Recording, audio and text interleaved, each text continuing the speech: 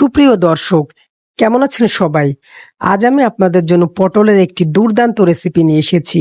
পটল আসলে এমন একটি সবজি যেটা বাচ্চারা খেতেই চায় না, আবার ফ্রিজে থেকে থেকে নষ্ট হয়ে যায়। পটলটা প্রথমে পিলার দিয়ে ছিলে নিচ্ছি। পটলগুলো ছিলে নেওয়ার পরে ধুয়ে আমি কিউব করে কেটে নেব। এর মধ্যে আপনাদের সঙ্গে আমি একটু গল্প করি। আমার চ্যানেলটি 95% সাবস্ক্রাইব করা হয়নি। তো আপনি যদি 95%-এর মধ্যে থেকে থাকেন তো প্লিজ চ্যানেলটি সাবস্ক্রাইব করে দেবেন। আর বাকি যারা চ্যানেলটি সাবস্ক্রাইব করেছেন তাদেরকে অসংখ্য অসংখ্য অসংখ্য ধন্যবাদ। তো চলুন রেসিপিটি আমি শুরু করছি। ছিলে ভালো করে ধুয়ে পটলগুলো কিউব করে কেটে নেব। সবগুলো পটল কিউব করে কাটা হয়ে গেলে আমি প্যানে চলে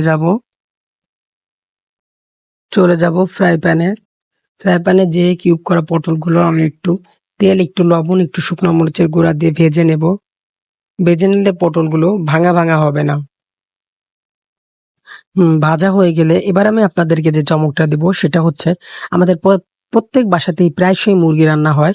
তো মুরগির যে গিলা, কলিজা, গলা, পাখনা টাকনা থাকে সেগুলো আমি এর সঙ্গে মিশিয়ে রান্না করব। সেটা আমি এখন লবণ, শুকনো মরিচের গুঁড়া দিয়ে ভেজে নেব।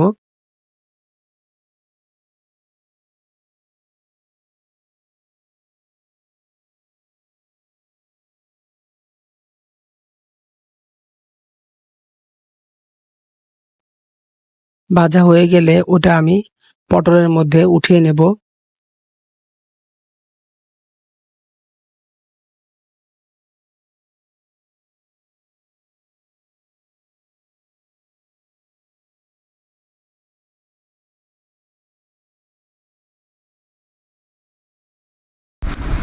এবার শেষবারের মতো তেল দিয়ে দিব। তেলে আমি প্রথমে একটু জিরা ফোড়ন দেব। জিরার সঙ্গে শুকনো মরিচ কুচি করে দিয়েছি। সেটা ভাজা হয়ে গেলে দিয়ে দেব। একটু বেশিক্ষণ সময় ভেজে নেব, ফ্লেভারটা আসা পর্যন্ত। কাঁচামরিচ কুচি, পেঁয়াজ কুচি দিয়ে দিলাম। ওগুলো সব ভাজা হয়ে গেলে দিব একটু আদা রসুন বাটা। এবার দিয়ে দেব শুকনো মরিচের গুঁড়া, হালকা ধনিয়ার গুঁড়া, জিরার গুঁড়া, লবণ দিয়ে সবকিছু দিয়ে সবজি টবজি দিয়ে আমি ভালো করে কষিয়ে নেব।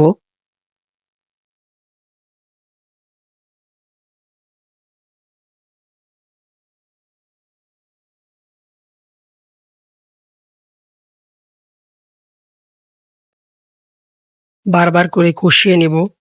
পানি খুব একটা ইউজ করব না।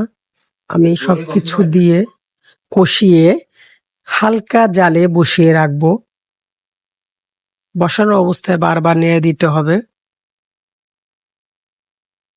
সবজিটা, মাংসটা সবই ভাজা ছিল, তো এখানে পানি ইউজ হবে না। তৈরি হয়ে গেল আমার রেসিপিটি।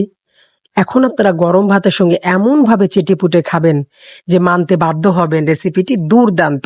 Thank you. আপনাদের জন্য আগামীতে একটি সারপ্রাইজ রয়েছে, তার জন্য আগামী ভিডিওটা দেখতে ভুলবেন না। Thank you.